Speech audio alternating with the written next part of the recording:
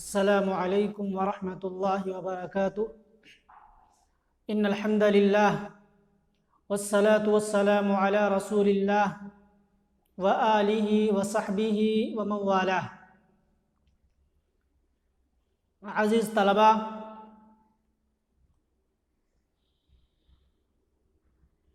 مختارات محاضرہ number 6 میں آپ کا استقبال ہے۔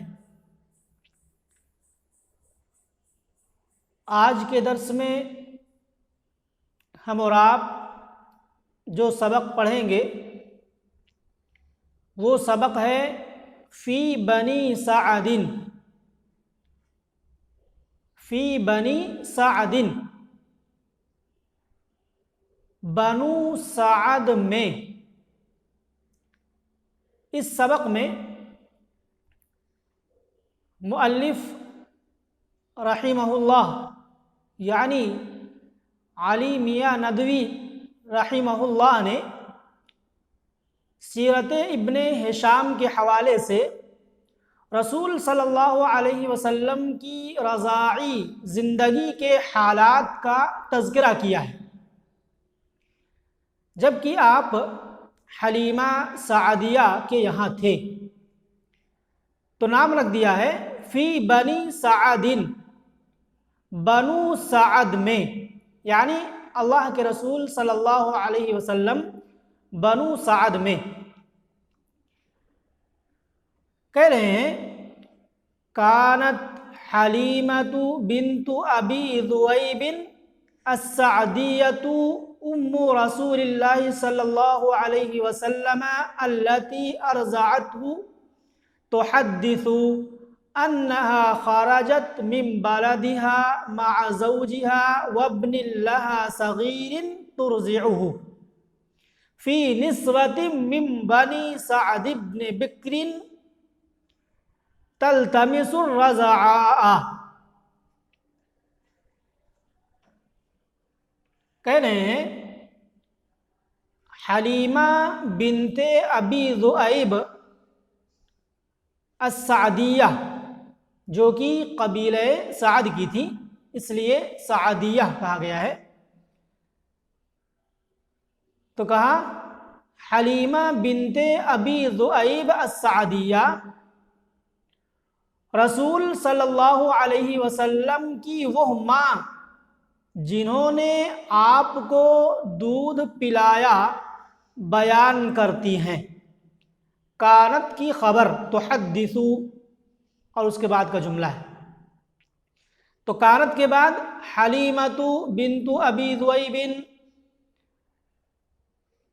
اور حلیمہ یہ کیا ہے؟ مبدل منہ، اور بنت ابی ذؤیب یہ مضاف اور مضاف الیہ سے مل کر کے بدل، السعدیہ حلیمہ کی صفت، اور دوسری صفت ام رسول اللہ صلی اللہ علیہ وسلم التی ارضعته۔ ترجمہ کیا ہوگا؟ حلیمہ بنت ابی ذؤیب السعدیہ رسول صلی اللہ علیہ وسلم کی وہ ماں جنہوں نے آپ کو دودھ پلایا بیان کرتی ہیں۔ کیا بیان کرتی ہیں؟ انہا خرجت من بلدہا، کہ وہ اپنے شہر سے نکلی، مع زوجہا اپنے شوہر کے ساتھ۔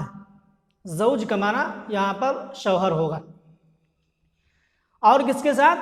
وابن لہا صغیر ترضعہ، اور اپنے اس چھوٹے بیٹے کے ساتھ جسے وہ دودھ پلا رہی تھی، نکلی۔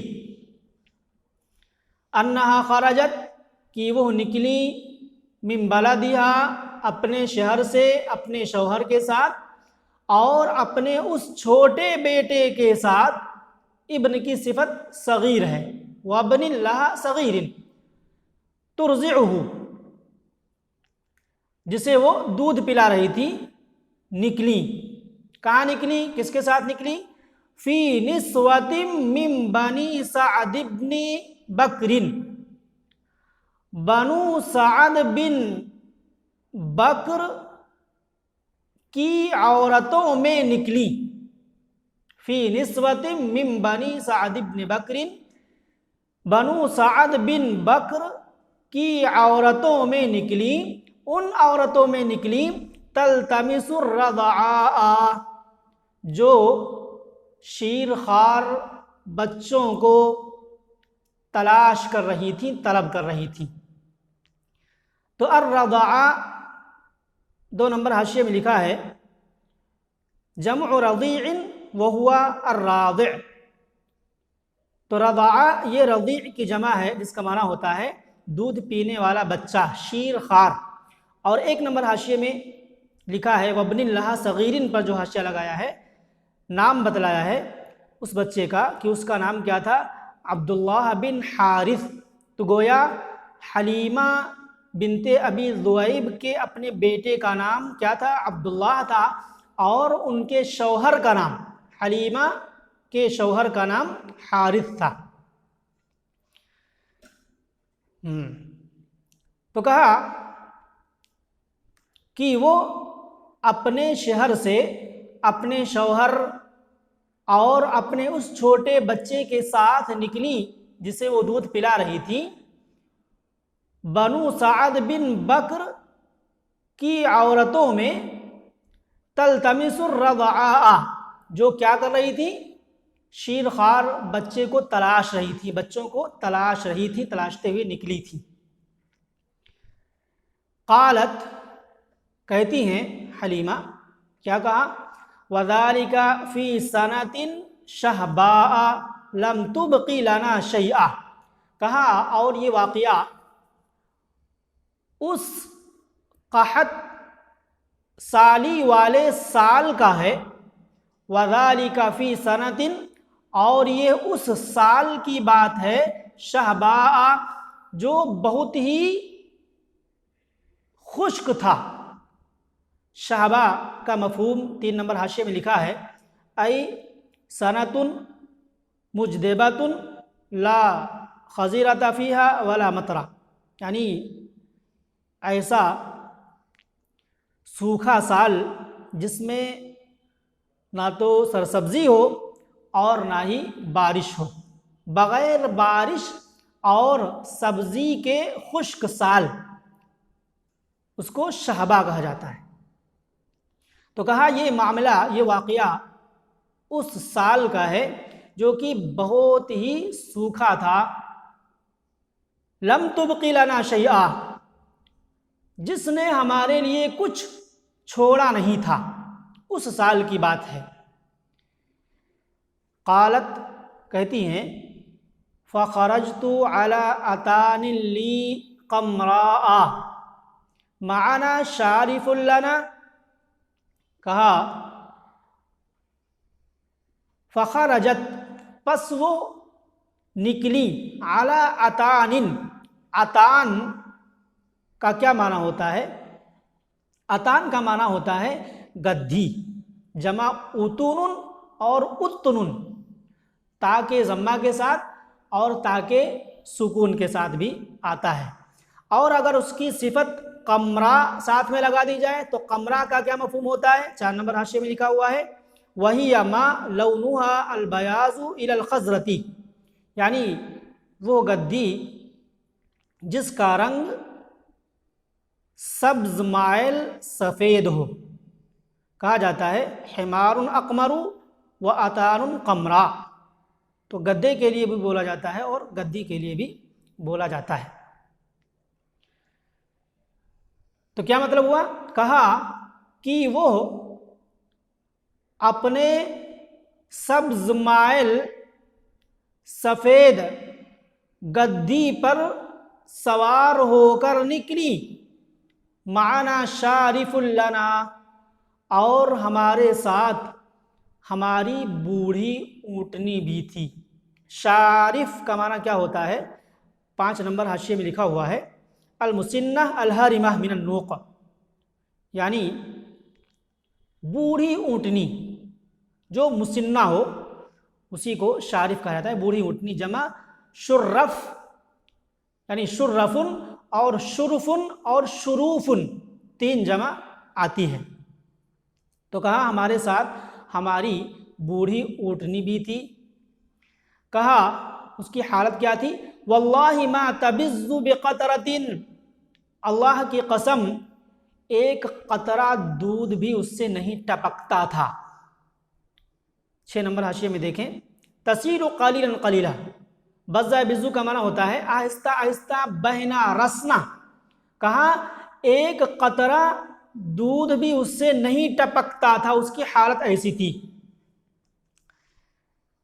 وما ننام لیننا اجمع من صبینا الذی معنا، اور ہم اپنی پوری رات نہیں سو پاتے تھے اپنے اس بچے کی وجہ سے جو ہمارے ساتھ تھا۔ وما ننام، اور ہم نہیں سوتے تھے، لیلنا اجمع، اپنی پوری رات، من صبینا الذی، اپنے اس چھوٹے بچے کی وجہ سے، الذی معنا، جو ہمارے ساتھ تھا، من بکائہ من الجوع، بھوک کی وجہ سے، اس کے رونے کی وجہ سے، بھوک سے اس کے رونے کی وجہ سے ہم اپنی پوری رات نہیں سو پاتے تھے اس بچے کے رونے کی وجہ سے۔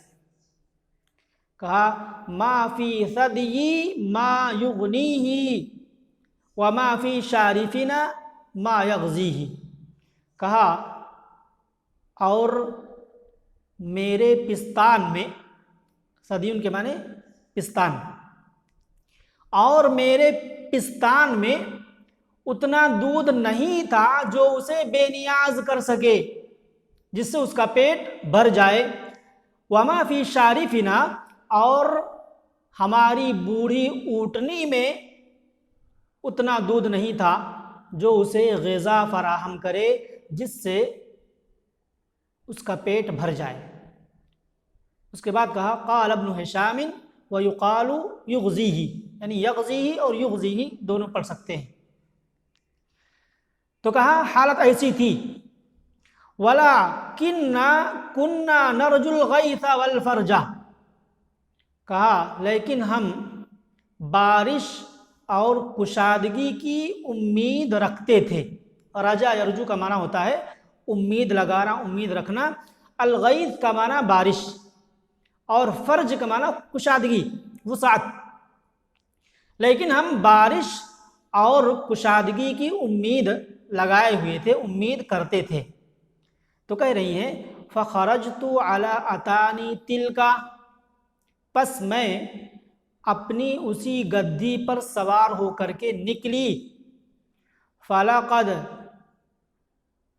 ادمت یا ادمت بالرکب حتی شق ذلک علیہم ضعفا وعجفا۔ ادمت یا ادمتو کا کیا معنی ہوتا ہے؟ پیچھے چھوٹ جانا۔ مطلب کیا ہے؟ تخلفت عن الجماعہ، میں جماعت سے پیچھے رہ گئی، یا ادمت بالرکبی، وہ جماعت سے پیچھے رہ گئی، یعنی وہ گدی جماعت سے پیچھے رہ گئی۔ فلقد ادمت بالرکبی، تو ادمت بھی پڑھ سکتے ہیں اور ادمتو بھی پڑھ سکتے ہیں۔ کہا کہ وہ قافلے سے پیچھے رہ گئی، کیوں؟ ضعفا وعجفا، کمزوری اور لاغری کی وجہ سے اس قدر پیچھے رہ گئی، حتی شق ذلک علیہم، یہاں تک کہ قافلہ والوں پر یہ بات شاق گزری، ان کو بہت برا لگا کہ کیسی گدی لے کر کے آئی ہے، کیسی سواری لے کر کے آئی ہے کہ اتنی پیچھے چل رہی ہے کہ اس کی وجہ سے ہمیں بھی کم رفتار کے ساتھ آہستہ چلنا پڑ رہا ہے۔ تو یہ بات ان پر شاق گزر رہی تھی۔ فلقد ادمت بالرکبی، پس وہ قافلے سے پیچھے رہ گئی، حتی شق ذلک علیہم، یہاں تک کہ یہ چیز ان کے اوپر شاق گزری۔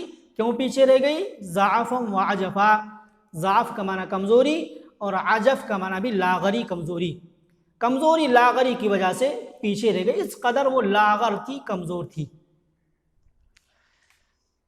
کہا حتی قدمنا مکہ نلتمس الرضعاء، یہاں تک کہ ہم بچوں کو، شیرخوار بچوں کو تلاشتے ہوئے مکہ پہنچ گئے، آ گئے۔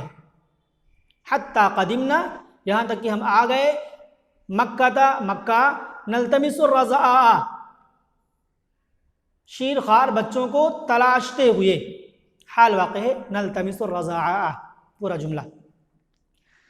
اس کے بعد کہا فما منا امرأة الا وقد عرض عليها رسول الله صلی اللہ علیہ وسلم فتأباه اذا قیل لها انه یتیم، کہا کہ ہم میں کی کوئی عورت نہیں تھی مگر اس پر اللہ کے رسول صلی اللہ علیہ وسلم پیش کیے گئے، لیکن اس نے انکار کر دیا جب کہا گیا کہ یہ ایک یتیم بچہ ہے۔ یعنی جتنی بھی عورتیں ساتھ میں آئی تھیں سب کو اللہ کے رسول صلی اللہ علیہ وسلم پیش کیے گئے، لیکن جب وہ یہ بات سنتی کہ یہ ایک یتیم بچہ ہے تو پھر لینے سے انکار کر دیتی۔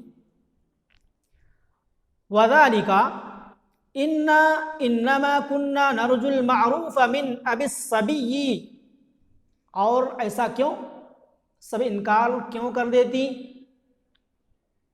یتیم بچے کو لینے سے؟ اس وجہ سے کہ ہم بچے کے والد سے بھلائی کا ارادہ کرتے تھے، کچھ مال اور رقم پانے کی امید رکھتے تھے، اس وجہ سے سب نے انکار کر دیا۔ فَكُنَّا نَقُول، تو ہم کیا کہہ دیتی، یتیم وما عسى ان تصنع امه وجده، سب کہتی، ہم کیا کہہ دیتی کہ یہ ایک یتیم بچہ ہے اور اس کی ماں اور اس کے دادا سے امید نہیں ہے کہ کچھ ہمارے لیے کریں گے، کچھ ہمیں ہدیہ تحفہ اور اجرت دیں گے، یہی کہہ کر کے سب چھوڑ دیتی۔ اس کے بعد کہا فَكُنَّا نَكْرَهُهُ لِذَلِكَ، پس ہم اسی وجہ سے اس بچے کو لینا پسند نہیں کرتی۔ فَكُنَّا نَكْرَهُهُ لِذَلِكَ، پس اسی وجہ سے ہم اسے ناپسند کرتی۔ کہا فما بقیت امرأۃ قدمت معی الا اخذت رضیعا غیری، کہا کہ کوئی عورت باقی نہیں بچی جو میرے ساتھ آئی تھی مگر میرے علاوہ سب نے رضیع کو، دودھ پیتے بچے کو پا لیا، لے لیا، صرف مجھے کوئی بچہ نہیں ملا اور سب کو بچہ مل گیا۔ کہا فلما اجمعنا الانطلاق، پس جب کوچ نے ہمیں جمع کیا، یعنی جب چلنے کی باری آئی اور ہم سب جمع ہوئی، کوچ نے ہمیں جمع کیا، قلت لصاحبی، تو میں نے اپنے شوہر سے کہا، صاحب سے مراد یہاں پر شوہر ہے۔ حلیمہ نے کس سے کہا؟ اپنے شوہر حارث سے کہا۔ قلت لصاحبی، میں نے اپنے شوہر سے کہا، واللہ انی لاکرہ ان ارجع من بین صواحبی ولم آخذ رضیعا، کہا کہ اللہ کی قسم میں ناپسند کرتی ہوں کہ میں اپنی ساتھیوں کے درمیان سے واپس جاؤں اس حال میں کہ میرے پاس کوئی بچہ نہ ہو، میں کسی بچے کو نہ اٹھائی ہوں، اس حال میں لوٹنا میں ناپسند کرتی ہوں۔ کہتی ہیں واللہ لأذهبن الى ذلك اليتیم فلآخذنه، اللہ کی قسم میں ضرور بضرور اس یتیم بچے کے پاس جاؤں گی اور اسے لے کر کے آ جاؤں گی۔ جب کوئی بچہ نہیں ملا خالی ہاتھ جانا مجھے بہت ناپسند معلوم ہوتا ہے، مجھے اچھا نہیں لگتا، لہٰذا میں ضرور جاؤں گی اور جا کر کے اسی یتیم بچے کو لے کر کے آ جاؤں گی۔ جب یہ بات انہوں نے اپنے شوہر سے کہی تو ان کے شوہر نے کیا جواب دیا؟ قال لا علیک ان تفعلی، شوہر نے کہا نہیں بلکہ تمہارے اوپر لازم ہے کہ تم ایسا کرو، یعنی تم ایسا ضرور کرو، جا کر کے اس بچے کو لے آؤ۔ قال لا، کہا نہیں، علیکی، تیرے اوپر لازم ہے، ان تفعلی، کی تو ایسا کرے۔ کیوں؟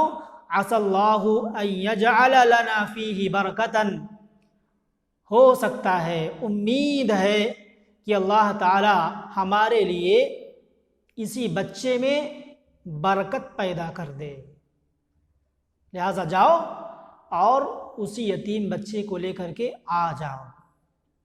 کہتی ہیں قالت فذهبت الیہ فاخذتہ، کہہ رہی ہیں کہ میں گئی اور اس بچے کو میں نے لے لیا۔ وما حملنی علی اخذہ الا انی لم اجد غیرہ، کہا کہ مجھے اس بچے کے لینے پر نہیں آمادہ کیا تھا مگر اس بات نے کہ میں نے اس بچے کے علاوہ کسی کو پایا ہی نہیں، کوئی دوسرا بچہ مجھے ملا ہی نہیں، تو میں نے نہ چاہتے ہوئے بھی اس بچے کو جا کر کے لے لیا۔ وما حملنی، اور مجھے نہیں آمادہ کیا، علی اخذہ، اس بچے کے لینے پر، الا، مگر یہ کہ میں نے اس کے علاوہ دوسرا بچہ پایا ہی نہیں، تو میں نے کیا کیا، نہ چاہتے ہوئے بھی کرہن جا کر کے میں نے اسی یتیم بچے کو لے لیا۔ اب اس یتیم بچے کو جا کر کے لے کر کے آئیں اور گھر کی طرف لوٹنے لگی، اور گود میں جب رکھا تو پھر برکت کا سلسلہ یہیں سے چالو ہو گیا۔ آگے جو باتیں ہیں انشاءاللہ آئندہ درس میں ہم اور آپ پڑھیں گے۔